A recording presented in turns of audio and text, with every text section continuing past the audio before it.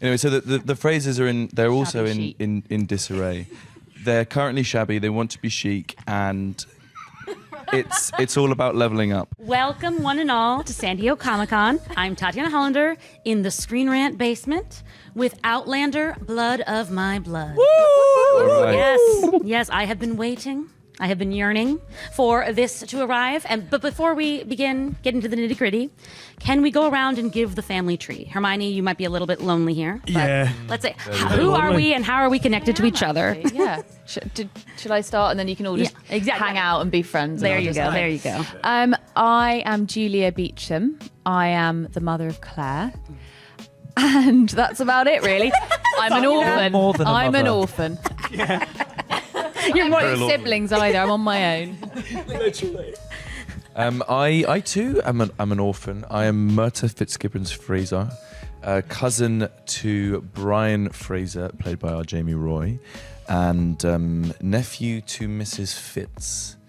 Does that have any relevance? Yes. Mrs. Fitz is very relevant. Huge character. Yes. Huge pull. Yeah. All right. I am Colin McKenzie, the best character in the McKenzie household. Obviously. The most mature. I'll pass you on to my sister. Hello, I am Ellen McKenzie, the eldest child of Red Jacob McKenzie, also an orphan. We're all orphans. A theme. Yeah. Except We'll ask Jamie. Meryl about that later. Red was. Where's your mum? I can't believe we didn't realise She died. We'll get to that. Dougal. I thought I was special for being. Dougal. Hi, I'm Dougal McKenzie, and looking for any single ladies out there for a young lad, young war chieftain. Sexy music underneath this, Not please. the lad. Oh yeah. Are you trying to build your own family tree? Would you like to live in an 18th century castle in Scotland? Well, I've got the laird for you. This fall. Meryl. I mean, you can see what sets like, right? And it sounds like so much fun. I think I should go through some stones, transform myself there. Sounds like a good time. Now, Meryl, I don't know what we can say. Having watched some of the episodes, we see some intermingling. And I would like to know what you can tell us about the parents interacting with each other, like with each other's parents. You know what I'm talking about? Jamie's parents interacting with Claire's parents. Hopefully not too much. Question mark. I can tell you very little. Too much. I see it. You understand? I was like, let's pretend I I don't see mean, chemistry, is what I'm obviously, saying. as we've seen in the trailer, they will intersect, and that's the whole point of the series, which is so exciting. It's the fact that Jamie and Claire's parents, in fact, kind of potentially helped Jamie and Claire get together, which is aw. So it's. I mean, when Matt came up with that idea, I was like, amazing, brilliant. That's the series. So it's so fun to see it. I'm so glad that secret is out because we've been sitting on a time travel element for a while, and that Claire's parents went through the stones. So it's a pretty wild ride from here on out. Yeah, when I was watching the first episode, I did not know that yet, and it happened. I was like, "Hello, here we The go." end. Now we're now we're going somewhere. But now, speaking of our star-crossed ladies, can you each set up for us what is the big obstacle in your respective romance? The big obstacle in my respective romance is the fact that Ellen and Brian are from rival clans. The Mackenzies and the Frasers do not get on. Not at all. It's kind of giving Romeo and Juliet, and that is an issue. Sure is. Julia and Henry, thank you. Julia and Henry are separated by physical distance, I would say. Right at the beginning of their relationship, they have to only talk through letters, and that's the only way they can communicate. And they're together for an amount of time to build a life together, and then they're thrown apart again. So it's distance, and then other factors come into play a little bit later in the story. Now, for all of my actors, each of you either has an older version of yourself in the original series or a descendant of yourself in the original series. Did you kind of do any research, or did you like go back through and be like, what am I giving to this character? You know, like. Well, I was under quite strict instruction from Matt and Meryl not to sit and study what Duncan, who played Myrta, did, because they've heard me do impressions. And they were like, seriously, don't, please, Please don't. So I actually tried quite hard to avoid specifically watching what Duncan had done. But because we're using the same source material and it's the same world and universe, you kind of feel like you're drinking from the same well, even if we have two different cups. Yeah, this is an origin. Buckets. This is an You could origin dip story. a cup in a well. so- Quite a long way to go with that. At what point does a cup become a bucket? I think the bucket goes down, you come up, and then you get the cups out. Yes, I had but something the to same say. water from the well with two Okay. different cups from the bucket. I'm just not layered sure or how you aren't get a cup you? down Yes, yet. that's all right. Be the layer. You'll have Be to the wait layer. I'm and going to put a cup down your see. well. I mean, he's That born cup's not going layered. out well. But boring layered, is that what I meant to say? Oh, That's mean. This is what I have to deal with. Boring. But what I was going to say is, no, it's an origin story. So, of course, I watched Gary Lewis's wonderful performance. But the joy of it was experiencing the how and the formative years of the character, so that eventually led to the final column we see. So, yeah, it was all in the scripts, you know, it was the, yeah. I just remember, I've not told this story yet. I just remembered that I went in for the first fitting and they had brought out Graham's costume that he wore. They brought out his so plaid cool. and I put it on and I looked like a little kid trying to break into the cinema, like underage. And they sort of just looked at me like, something's not right here. So I remember leaving and just Big going, man. he's a huge man, such presence on the guy. Sounds a big guy. And I wasn't at the time. I was quite small. I was quite skinny. So I just remember leaving straight from there and going to an all you can eat. And I got about 6 trays of food and started pushing some weights, bro. And yeah. So that was. Did you that make was, it into the costume? Yeah, that eventually? was my inspiration for trying to grow into Dougal's clothes. Meryl, obviously there is much to be mined for a fan of Outlander. They're going to find a lot, in this series. Now, if someone was going to try to step through the stones for the first time with Blood My Blood, what advice would you give them? Go for it. I mean, it's like, this is not, I mean, this show is purposely made so you can come into it fresh, never having seen Outlander, and actually watch this first and then watch Outlander. You do not need to have watched it. If you have watched Outlander, though, there are a lot of little Easter eggs and fun moments that you'll get more from it, but you do not have to have watched it before. And we're hoping actually to bring more viewers in this way. And also, I'm excited because we're going back to Scotland.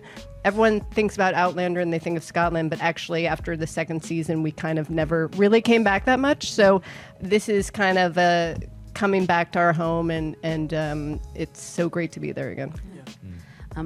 Hermione, I have to say, the moment that Julia time travels, I felt so sad because I was just like, imagine like Claire like thinking her parents just like died for all these years, and really she's like back, there, but also in a different time period. Yeah. Do you ever think about like, what would Julia say to Claire if she could? Do you have? Well, that's a beautiful question of the day award. Well, Thank you. oh gosh, I actually have thought about it a lot because the emotions of the separation, I think we're exploring more and more now.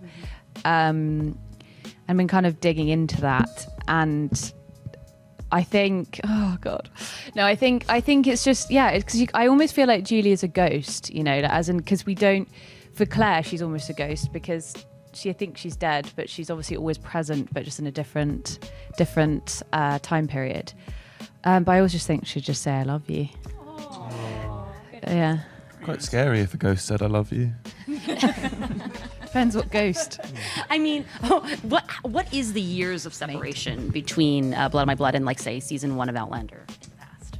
Why would you do this I'm sorry, to me? sorry. The math. Say 30 years. I mean, the math. 30 years. Yes. But I guess the real question is, does she have to be a ghost? Is it not 1745? Could to there have been a 1740? deleted I mean, scene I where some think- old the lady, ghost gray-haired thing, lady yeah. said, I love you, and Claire was like, Yeah, who's I that? mean, we've pretty much seen, not that we couldn't go back, but we've pretty much seen that Claire never sees her parents again. So, I don't know. We'll see. we will see. Wait and see is All the right. answer again. Spooky. McKenzie brothers. The clan is in disarray, right? We are. It is. Yeah, Tell me tensions about are it. running I'm high. reading a thing. Yeah, and yet I think at the end of the Fair day, it enough. feels like you two do have each other's backs. Can you talk about this dynamic? You don't agree. Whoa. You don't agree. This guy has my back. That's a really... Does not feel like that. Trust me, when I'm on set and he's giving me the death stare. Can I just say the wordings of your questions have been it's such a refreshing spin on all of the takes, and it's been a really nice perspective. Good questions. Round of applause. You've made us like sort of look at it slightly differently, which is really nice. And I think you're right, and I want to try and key in and make that work, because it's very easy to say that they don't, but they do in a way without. They're very much like Harriet says. They are the yin and yang to their other halves, and they fulfill the part that the other brother needs. Dougal's very, very successful in the bedroom. Colm is Colm. He's so much more than that. All around me are familiar faces. We don't have the rights to Worn that out song. place. You're very lonely. It's okay. But yeah, I think they support each other where they lack. But the thing that they then miss through that blindness of success is the fact that Ellen actually had all of those traits all along, that courage and stoicism and intelligence. Didn't have a penis. Stoic. Yeah, that's what I was gonna say. Ellen has no support anywhere that she turns after her father's passing. Can you talk about her position in the family, precarious as it is right now? Yeah, very precarious. She's vulnerable when we first see her because her father's just died, and he was her protector, really, because she always told him that she didn't want to, I guess, fulfill her duty as a woman at the time and marry for the sake of the clan, because that's what women had to do. And he promised her that she wouldn't have to, and then he dies, and these two immediately pounce on that opportunity to use her as a pawn in their own game of political alliances. So that's long and complicated, and she has to be really smart about it. And I think they don't know ever how smart she actually is or how key her role is in their lives. There's a lovely essence of that dramatic irony where the audience will obviously be following so integrally with Ellen's story, and you'll have these scenes between Colm and Dougal where they'll just be going head to head, and the audience, I think, are just going to be screaming at the screen to just be like, just look at what's in front of you. Listen to each other. Listen to Ellen. Love each other. Chill out. Isn't that right, Hermione? Can you just I cannot stop laughing. It's very hard to look at everyone going on? with a straight face. Would you like to share it with the class? Do you have a secret conversation Come on. occurring? Never gets like this. She's meant to be the composed one. Is it because Leader of the pack. she's a ghost? I cry all the time on set like this. No, She's very emotional. it's because I said I love you to Claire. She came back. As a ghost. As a ghost. Hello. It wasn't that funny. It wasn't that funny. It was a lovely point made. If I can, turn my attention to Rory, perhaps the sole representative of think Clan that's- Fraser right now. I think that's what he wants. Which seems like a very fun place. Can you tell us where Clan Fraser is right now and Murtaugh's place in it? Yes, please tell us the history of Clan Fraser. Sorry. The giggler. History of Clan Fraser, go! This is the best person to ask. Yeah. So where Clan Fraser is right now. So at the History, please. at the, Yeah, all of the it's head history. of Clan Fraser ATM at the minute, not cash machine, is Lord Lovett, and Lovett is in disgrace. He's a bit of a wheeler dealer, and he is a turncoat, a spineless jelly, whatever you want to call him. And Real insult. so our house, the central heating isn't working. We have less than 3 horses.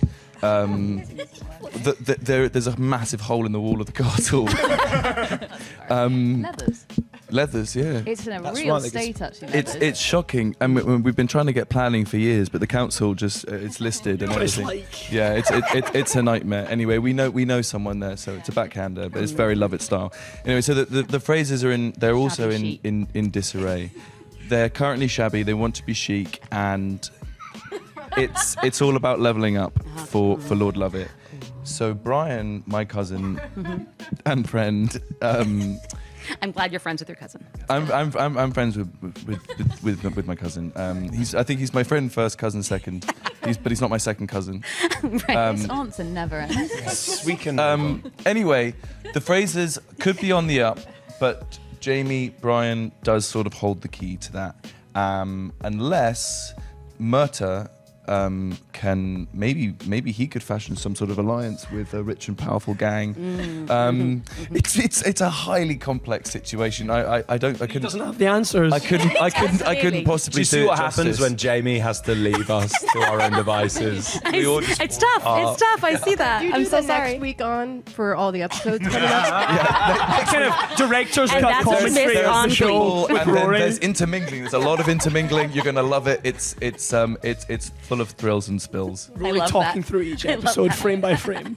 Last but not least, Meryl, I have to ask about the casting of Hermione because the whole episode or the whole episodes I was watching, I was like, it's baby Claire. Oh my God, how did you do this? How did you make this happen? I'm sorry, I'm crying. It's a very emotional interview. Yes. I mean, honestly, casting all of these actors was so wonderful. I mean, they're all so amazing, and we got very lucky that so many of them actually look like or embody some feeling of their predecessors. But once again, they all step into these characters and make them their own. I mean, in Hermione's case, we've actually been fans of Hermione's for years, and actually, I think, looked at her for another part on Outlander many moons ago, but she was unavailable.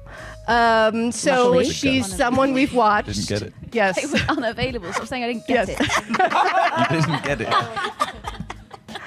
Strange She was in body trouble. doubling for Casper the Friendly Ghost. Yes, exactly. But we actually were very lucky because we didn't think Hermione was available this time, and then turns out she was. So this interview is falling apart. And with that, looked I at will me with bid that. you all adieu. Thank you so much. Thank you so much. Enjoy your Cheers. Comic Con. Thank you so Thanks, much. guys. I'm Thank sorry you. for Really this. great Look forward to watching question. the show. We had a lot of coffee just before.